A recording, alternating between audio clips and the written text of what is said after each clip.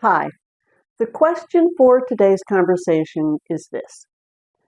If production stops for a week or your business is down for a week, what kind of financial exposure are you really talking about? And I'm asking this question on purpose because most organizations don't have a real answer. They have guesses, they have ranges, and they have instincts. But when you're in manufacturing and industrial environments, a 1-week production stop is not an IT problem. It's not even just an operations problem. It's a revenue shock. So if you're a CISO, and this is one of those moments when you need to help executives see what cyber risk really looks like, not in numbers of alerts or patch compliance, but in days of downtime and compounding loss, which is something I'm going to talk about quite a bit in this video. So stick with me. Now, I'm going to use manufacturing and industrial as the example today because in the February cyber forecast, it's clear ransomware impact in this sector is measured in multi-day shutdown risk. But even if you're not in manufacturing, this applies to you because the mechanism is the same for any organization that has a high dependency on continuous operations. So if that's your requirement in your business, this is absolutely applicable to you. So let's start with the belief that gets executives into trouble. Executives tend to assume that if production stops, the cost is simple. We didn't make production or we were down for a week, then that translates into revenue and some variable costs, and they call it a day. But that's really kind of a shallow version of the math. The real exposure includes these second-order losses, like contractual penalties, misshipments, expedited recovery costs, overtime, safety and quality checks, rework, vendor carrier disputes, and customer trust. In other words, the costs are compounded. This is why the February forecast for cyber risk frames manufacturing ransomware impact as an event driven by downtime and cascading supply chain losses, not just the incident response bill. This is pivotal. Now, I want to pause and make a point that CISOs sometimes avoid because it feels uncomfortable. A week-long downtime is not a rare edge case in ransomware anymore. If you're operating under a high likelihood threat environment, the right executive posture is to assume that you may be tested this quarter. Not because you're unlucky, but because the economics keep selecting manufacturing and industrial targets. The disruption creates leverage, and hackers know this and use it. So if the question is, what kind of exposure are we talking about? The answer has to be operationally grounded. And that's where the CISO role becomes critical. Because most leadership teams do not have a mental model for how cyber events turn into production events. They think about ransomware as computers. They need to think about ransomware as time. Time to detect, time to contain, time to restore, and time to resume. And specifically for manufacturing, time to restart production safely and reliable. Because you don't just flip a switch, and even if you're not in production, you're going to have the same startup transition time period. Now, the February cyber forecast estimates the financial impact range for ransomware in manufacturing at roughly $10 million to $70 million per incident. That's not a scare tactic. That's a statement about how the costs compound when production is down and the supply chain reacts. Let me explain what drives that number. First, there's the lost output. No production, no shipment, no revenue. But the real driver is how quickly lost output becomes lost commitments. Because in many manufacturing environments, you're operating with a just-in-time process. You don't have weeks of buffer inventory. So a few days of downtime becomes missed contractual delivery. Second, penalties and contract exposure. If you miss delivery windows, you don't just lose the sale. You often trigger contractual penalties, and those penalties can stack up. Third, supply chain ripple. When you stop production, it doesn't just affect you, it affects upstream suppliers who are scheduled to deliver. It affects downstream distributions who are scheduled to delivery. It affects logistics carriers. And the moment the supply chain adjusts around your outage, you pay more to realign it. Fourth, emergency operations. When systems are down, teams work manually. Work orders get rewritten. Quality checks get duplicated. Inventories get reconciled by hand. That costs time and labor. Fifth, recovery and restoration. Restoring IT is one campaign. Restoring OT and production control systems is another.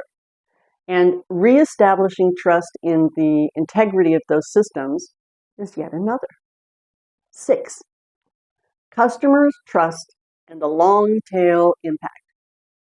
If customers can't rely on you to deliver, they shift demand. Even after you recover, some of that demand doesn't come back. So, when executives ask if production stops for a week, what is the exposure? When they're asking you, the CISO, the better answer is not a single number. It's a structured explanation of what composes the loss. Now, here's the mistake leadership teams make. They talk about ransomware as an IT security problem. You need to talk to them about ransomware as an operational continuity problem because the biggest controllable driver of loss is downtime duration. Let me say that again. The biggest controllable driver is downtime. You don't control whether the criminals decide to target you. You don't control whether the supplier gets compromised. You don't control whether a zero day exists, but you do control how long you are down. And that's why the February forecast for cyber risk, the mitigations emphasize segmentation and offline restoration planning, not IT or OT segmentation. Segmentation is a maturity exercise. It's a blast radius decision. It determines whether a compromise in corporate IT becomes a plant-wide shutdown. Offline backups aren't a checkbox. They're leverage removal. They determine whether you can restore without negotiation. Now, I want you to shift this into a 30, 60, and a 90-day executive conversation. And I'm going to be explicit when I say 30, 60, 90. I'm not claiming the forecast gives a calendar schedule. I'm using those horizons as a planning frame that helps leadership make decisions in a high likelihood environment. So here's how I would structure it, or here's how you should structure it. Over the next 30 days, you want to qualify and prioritize. This is where you identify the handful of systems that, if they're unavailable, stop production. Not the important systems, the stop the line systems. Then you're going to map the dependencies. What do these systems rely on? Identity, domain services, remote access tools, a plant historian, specific vendor platforms. And you're going to translate these into a downtime story. If this fails, production stops. Does this make sense? In the next 30 days, executives need 3 things from you. First, they need a credible 1-week shutdown scenario with a financial range. Not perfection, just a defensible range. 2, the top dependency risk that would make downtime longer than executives assume.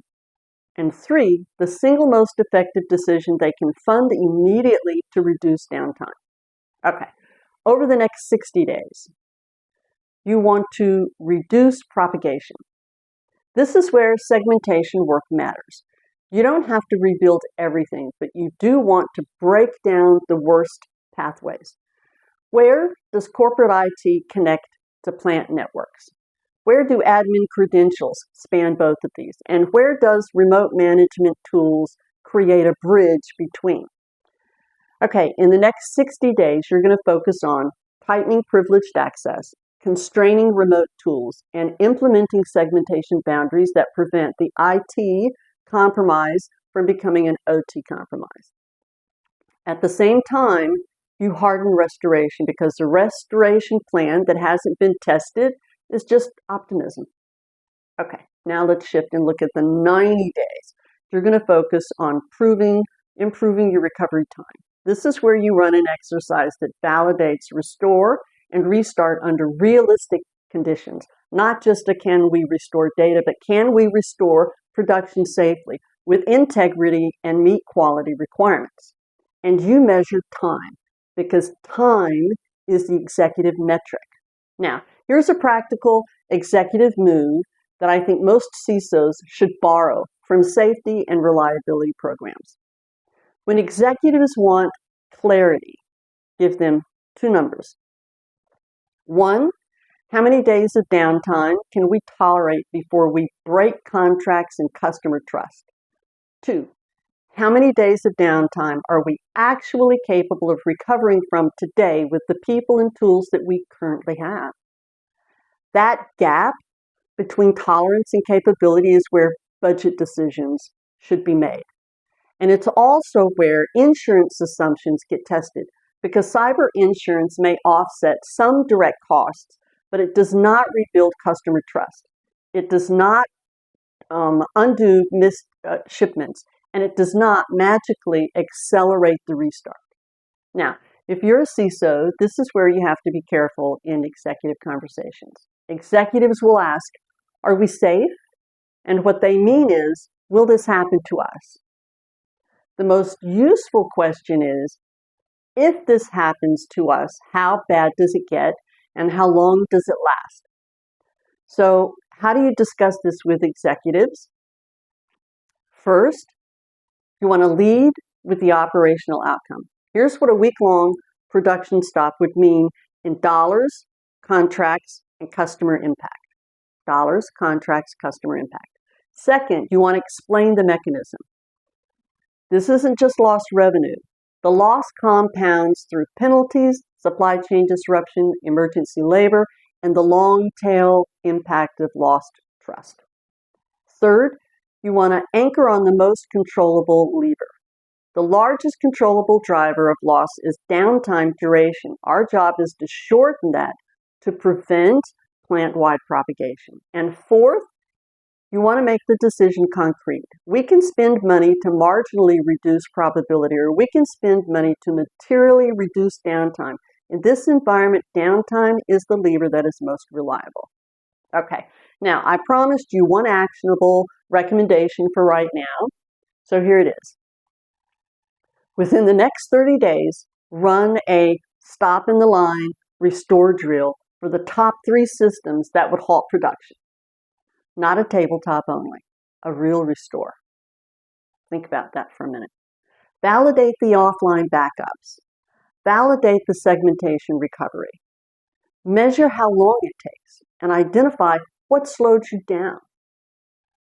Why is this my recommendation? Because it converts cyber risk into a measurable operational metric. It reveals hidden dependencies. It exposes where segmentation is insufficient. It shows where privileges are too broad. And it gives you a credible downtime reduction plan that executives can understand and fund. If you do nothing else, do that. Now, I'll close with this. Manufacturing leaders are already good at risk decisions. They manage safety risks, they manage equipment failure risks, they manage supply risks. Your job as the CISO is to make cyber risk legible in the same language. Days of downtime, loss ranges, compounding effects, and the engineering decisions that reduce the blast radius and shorten recovery. Because when production stops, the exposure isn't theoretical, it's immediate. And the organizations that do this best are the ones that have already proven that they can restore and restart before they are forced to do it under pressure. Okay, I'm going to stop here. If this was useful, please subscribe to the monthly cyber risk forecast so you can keep getting these kinds of decision level insights. Be sure to like and subscribe, and I will see you in the next episode.